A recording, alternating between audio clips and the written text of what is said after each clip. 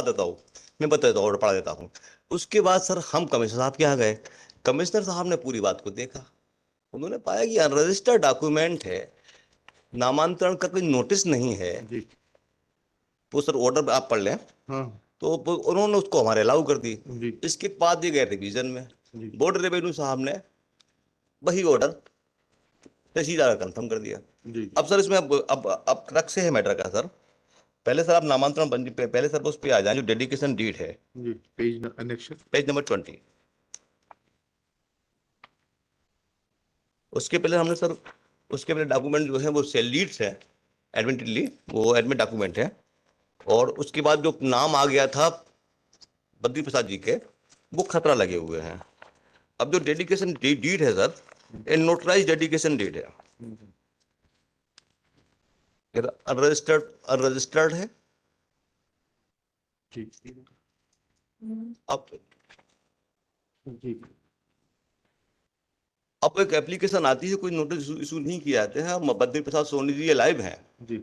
अब वो कैसे सर तहसीलदार साहब एक लाइव व्यक्ति की प्रॉपर्टी को किस समर्पण पत्र के आधार पर कैसे नामांतरण कर रहे हैं, इन पर क्या प्रोविजंस है, उसको देखे बगैर सर वो नामांतरण पंजी पेज नंबर 22 है। जी, ठीक है, समझ गए, अभी रुक जाइए। यस, बताइए। मेरा छोटा सा निवेदन ये है कि 7 साल बाद इन्होंने अपील फाइल की एसडीओ के यहाँ, एसडीओ ने टाइम बार्ड कह के खारिज कर दी। उसके खिलाफ ये कमिश्नर साहब के यहाँ गए, तो कमिश्नर साहब ने मेरिट पे अपील डिसाइड कर दी, रिमांड बैक किए बगैर एसडीओ, क्योंकि एसडीओ ने मेरिट नहीं छुई थी। जी। जी, उसके खिलाफ एसडीओ का ऑर्डर कहाँ है? मैं सर वो भी पढ़ा देता हूँ सर।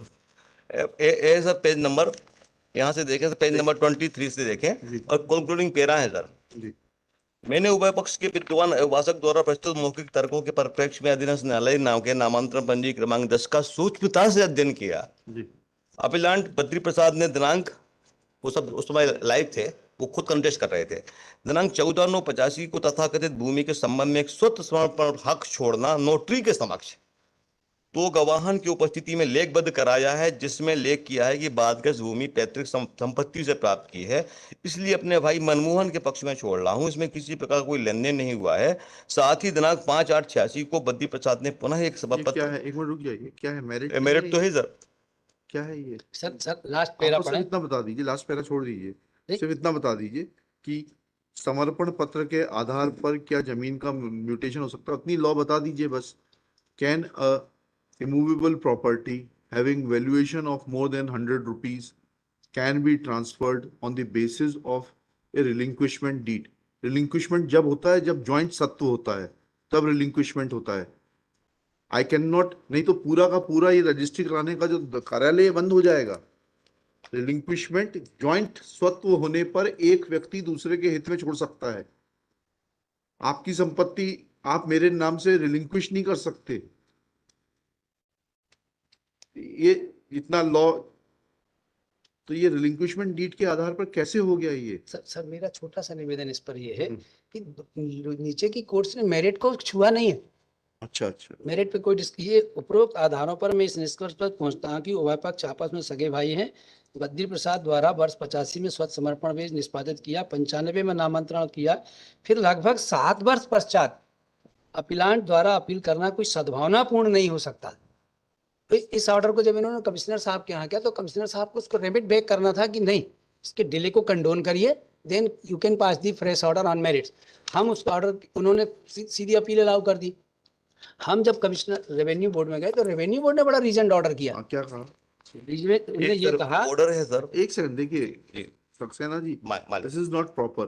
जब वो बहस कर रहे हैं उनको पूरा कर लेने दीजिए, फिर मैं आपको सुनूंगा जी। ये पेरा 31 है, सॉरी पेज नंबर 31 जी, पढ़िए प्लीज। इस आदेश के विरुद्ध अनविदक पूर्वज मृतक सो 6 वर्ष लिखा है, 7 वर्ष से अधिक उपरांत की गई, जिसे अनुविभागीय अधिकारी द्वारा अवधि माह मानकर निरस्त किया गया है। अनुविभागीय अधिकारी के आदेश के विरुद्ध द्वितीय अपील अपर आयुक्त के समक्ष प्रस्तुत की गई। अतः अपर आयुक्त के समक्ष सर्वप्रथम यह बिंदु विचारणीय था कि क्या अनुविभागीय अधिकारी द्वारा अपील को अवधि बाह्य मानकर निरस्त करने में वैधानिक कार्रवाई की है या नहीं। परंतु अपर आयुक्त के आदेश के अवलोकन से स्पष्ट होता है उनके द्वारा समय सीमा के बिंदु पर विचार किए बिना सीधे गुणदोष पर आदेश पारित किया गया है, जो वैधानिक एवं उचित नहीं ठहराया जा सकता। यदि वह यह मानते थे कि एसडीओ के समक्ष प्रस्तुत अपील में हुए विलंब क्षमा करने का पर्याप्त आधार है, तो उसे प्रकरण को अनुविभागीय अधिकारी को गुणदोष पर निराकरण करने हेतु प्रकरण प्रत्यावर्तित करना चाहिए था, जो कि उनके द्वारा नहीं किया गया। अतः इस प्रकरण में यह वैधानिक आवश्यकता है कि प्रकरण अपर आयुक्त को इस निर्देश के साथ प्रत्यावर्तित किया जाए कि वे सर्वप्रथम इस बिंदु पर विचार करें कि क्या अनुविभागीय अधिकारी द्वारा समय सीमा के बिंदु पर अनावेदक की अपील को निरस्त करने में वैधानिक कार्रवाई की है या नहीं, तदुपरांत प्रकरण में अग्रिम कार्रवाई करें। परिणामतः अपर आयुक्त का आदेश निरस्त किया जाता है। प्रकरण उपरोक्त विवेचना के परिप्रेक्ष्य में कार्रवाई पर निराकरण हेतु रिमांड बैक कर। ठीक, लिखिए। Shri Anup Saxena, learned counsel for the petitioner. Shri Pradeep Kumar Navelia, learned counsel for the respondents.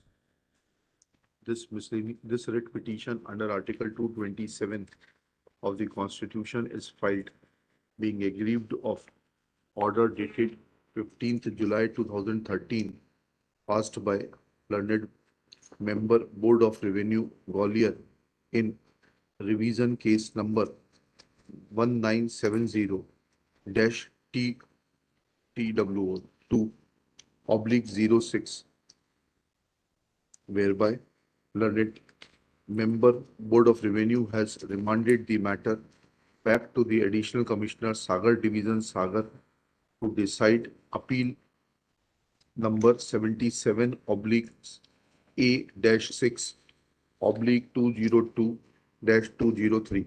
Next paragraph. Petitioner's contention is that Badri Prasad was owner of land contained in survey number 1090, measuring 0.505, survey number 1990/2183, measuring 0.45 hectare, to the extent of half share, and 0.477। ये सब खसरा number डाल लीजिएगा, ये page 27-28 पर है, ठीक है।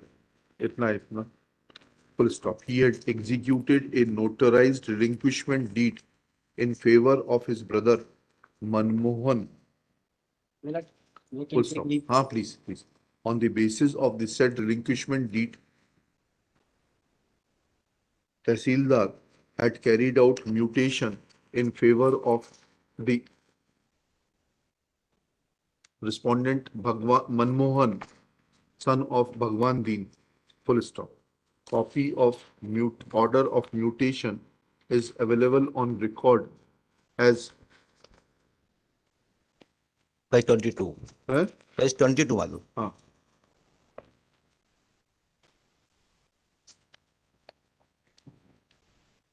Annexure P6, full stop. Petitioner's contention is that when Badri Prasad came to know of this fact that fraudulently mutation of his property has been obtained by his brother Manmohan, then he had preferred an appeal before the sub-divisional officer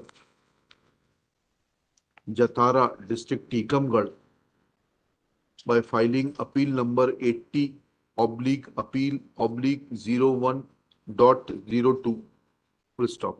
That appeal was dismissed, treating it to be time barred, and after considering the merits to the extent that it was held by the sub-divisional officer Jatara that there was no justification in filing the appeal after a period of 6 years when Badri Prasad had himself relinquished the property in favor of his brother Manmohan through a notarized relinquishment deed, full stop. Next para. Against the said order of the sub-divisional officer, Shri Badri Prasad had filed appeal before the Additional Commissioner Sagar Division Sagar, which came to be registered as appeal number 77 oblique a dash 6 oblique 2002 dash 2003, and in that appeal, the additional commissioner had set aside the orders of the Tehsildar and the sub-divisional officer and had directed the Tehsildar Palera to had remanded the matter to Tehsildar Palera to afford an opportunity of hearing to the concerned parties and pass orders on merits. Next para. Petitioner's contention is that being aggrieved of the said order passed by the additional commissioner, Manmohan, who was the beneficiary of the mutation, illegal mutation, approached the Board of Revenue, which set aside the order of the commissioner on a ground that additional commissioner should have remanded the matter to the sub-divisional officer for first condoning the delay and deciding the appeal on merits. Full stop. It is submitted that there could not have been any unregistered relinquishment deed in respect to the property in question. Full stop. It is submitted that no transfer of property could have been effected through a unregistered relinquishment deed, and fraud was perpetuated by Manmohan by taking advantage of trust of his brother Badri Prasad. Next para. Shri Pradeep Naveria in his turn submits that the order of SDO dated 19/9/2002 is not an order on merits, but appeal was dismissed only on the ground of limitation, and therefore the Board of Revenue was justified in remanding the matter to the additional commissioner. Next para. After hearing learned counsel for the parties and going through the